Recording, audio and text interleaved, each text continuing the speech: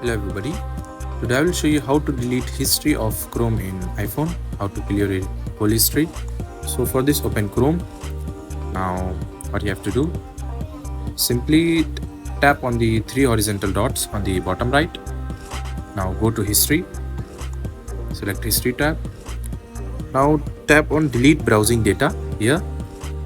Now what you have to do, from here you can select time range, you can select what you want to clear, for example saved password, autofill data, browsing history or anything. After selecting these all, tap on the time range. For example, I want to delete the last 24 hours, so tap on it and go back. Now tap on this delete browsing data and it will clear your whole browsing data. Simply tap on delete browsing data and then again tap on delete browsing data. So that's it. That's how you'll clear your browsing data for Chrome. Thanks for watching.